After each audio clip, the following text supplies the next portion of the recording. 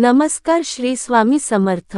उपवास नाही केला तरी चालेल, पण आजची संकष्टी चतुर्थी तुम्ही चुकवू नका, कारण फक्त एक सुपारीचा उपाय तुमच्या घरात पैशांचा वर्षाव करू शकतो। होय, ही साधी सुपारी, पण तिच्यात असते अशी शक्ती की 7 पिढ्यांचं दारिद्र्य संपवते। विश्वास बसत नाही ना? मग ऐका हा संपूर्ण उपाय, श्रद्धेने करा आणि चमत्कार पहा। मित्रांनो, संकष्टी चतुर्थीचा दिवस हा गणपती बाप्पाची कृपा मिळवण्यासाठी सगळ्यात पवित्र दिवस मानला जातो।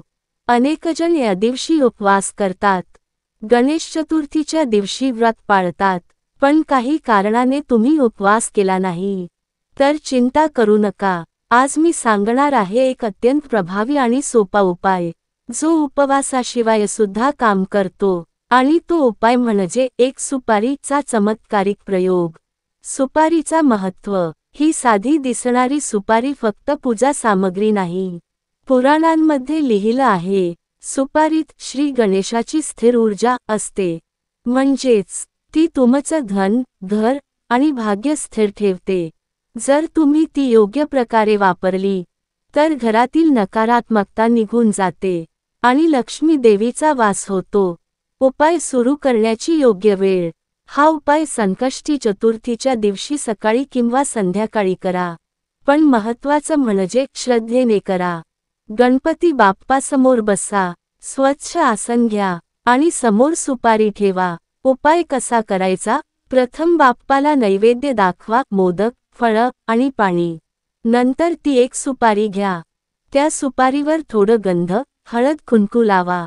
उजव्या हातात सुपारी धरून म्हणा, पेक्षा जास्त ओम श्रीं ग गणपते नमः हा मंत्र 11 वेळा म्हणा। आता ती सुपारी बाप्पाच्या चरणी ठेवा। दुसऱ्या दिवशी ती सुपारी घरात ज्या ठिकाणी पैसे ठेवता तिथं कपड्यात बांधून ठेवा। हा उपाय केल्यावर घरातील धनाची ऊर्जा स्थिर होते, पैसे टिकायला लागतात, अडकलेली कामं पुढे सरकतात, कर्ज कमी होण्यास सुरुवात होते, आणि सगळ्यात महत्त्वाचं म्हणजे मनातला ताण कमी होतो, शांती वाढते। 7 पिढ्यांवरील परिणाम। असं म्हणतात, ही सुपारी वंशदोष आणि दारिद्र्य दोष कमी करते, म्हणजे तुमचंच नाही तर तुमच्या पुढच्या पिढ्यांचंही कल्याण होतं। जर घरात सतत पैशांची अडचण, कर्ज किंवा वाद होत असतील तर हा उपाय नक्की करा। काय करू नये? 1 सुपारी उधार घेतलेली वापरू नका। 2 उपाय केल्यावर लगेच कोणाकडे पैसे मागू नका। 3 उपाय करताना मनात शंका ठेवू नका, श्रद्धा असेल तरच फल मिळतं। संध्याकाळी बाप्पाला पुन्हा दीप लावा आणि त्या सुपारीला पुन्हा नमस्कार करा। बोला, पेक्षा जास्त बाप्पा, ही सुपारी माझ्या घरात स्थिर लक्ष्मी आणो।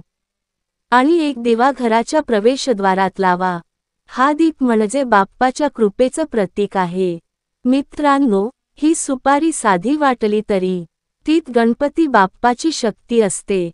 फक्त श्रद्धा आणि सात्विक मनाने केलात तर घरातील गरिबी नाहीशी होते, कर्ज हलकं होतं आणि प्रत्येक दिवस उजळतो। लक्षात ठेवा, देवाला मोठी अर्पण नाही तर भावना आणि निष्ठा जास्त महत्त्वाची आहे।